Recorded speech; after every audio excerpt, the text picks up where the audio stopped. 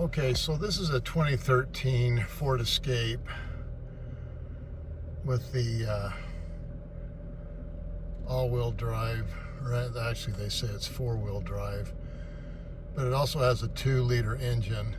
And you can see that the check engine light is on. And when I did the scan, I went to AutoZone, did the scan, and it was P0234, which is a Wastegate Solenoid. And so that's what we're going to be replacing today. Now, to remove this, we just go ahead and lift up on this side and it will pop out, and then you got to get this back side and then you just pull it out. And that's how you go ahead and remove the engine cover. Okay, so this is what we're going to be removing. It's the Wastegate Solenoid, and again, this is on top of the engine. It's very simple. All you have to do is remove these 3 hoses and then set your new part in, and then just reinstall the hoses. So we'll go ahead and I'll show you how to do that. Now, it's good to take a picture of this part and see how it's hooked up in case you forget how to do it. Probably the best thing to do is just compress this and slide the clip back. Then you can go ahead and use your pliers and try to remove this.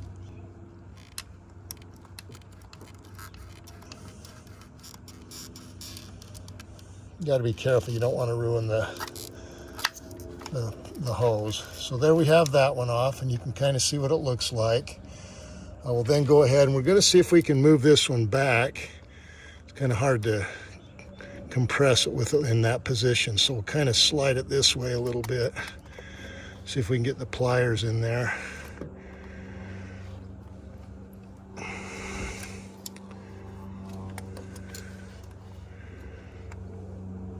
There we go. Now we can go ahead and get the pliers on it.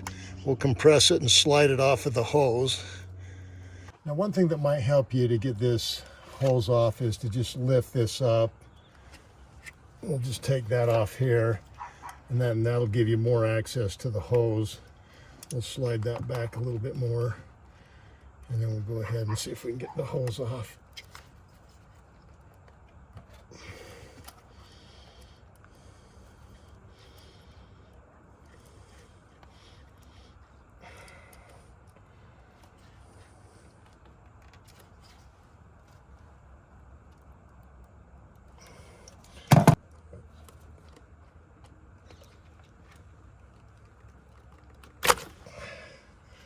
There we have it. You just got to pull hard to get that off. Then the last one we need to remove. Now, a couple things we need to remove. We need to remove this clip here. So again, you just push down on this metal piece and then just go ahead and pull it out. And there's the connector. And then now we can go ahead and pull off this back hose.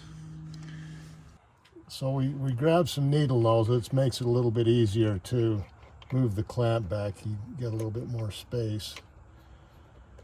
We'll just go ahead and compress that. Move it back a little bit more.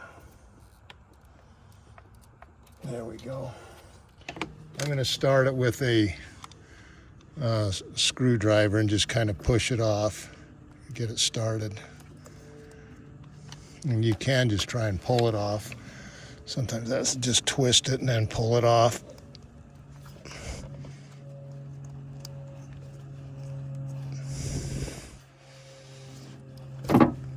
And there you have it. This is the old piece. And then here's the new piece. So we'll go ahead and put the back piece on first. Just go ahead and make sure you get that nice and snug. We'll then go ahead and put on the front piece. Just go ahead and slide the hose on. And then we'll get the clips on after we get the hoses on. And then there's the side piece. Just go ahead and slide that on.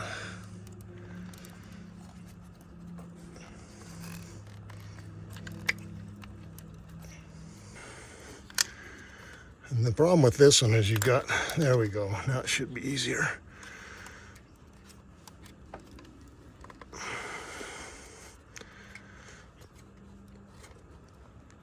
And that looks good. And then you want to put it back on the bracket, so you just slide that down in there, and then you're going to clip in the connector. Maybe we'll just pull that out and you can see it a little bit better. You just go ahead and slide that on.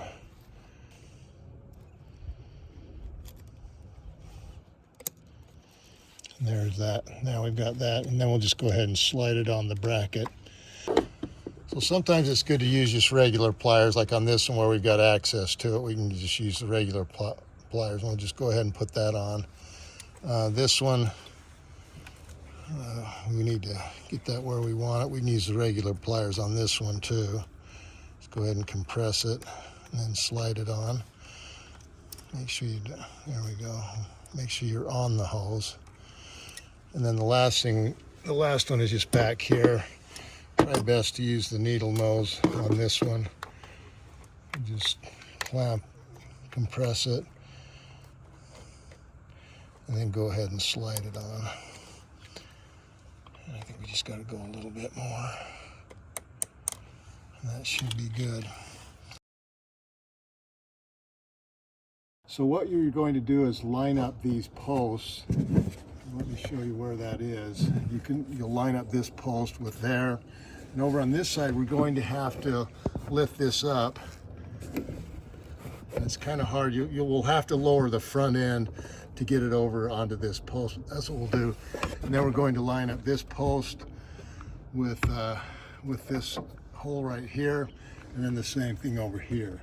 But we've got to get this back one on, we've got to lower the front and then set it on.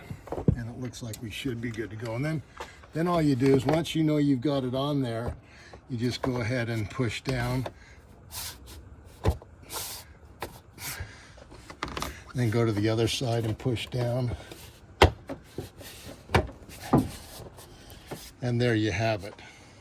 So after driving the car a little bit and replacing the Wastegate solenoid, you can see that the check engine light is no longer on. Again, thanks for watching Big Al Repairs, and hopefully you subscribe.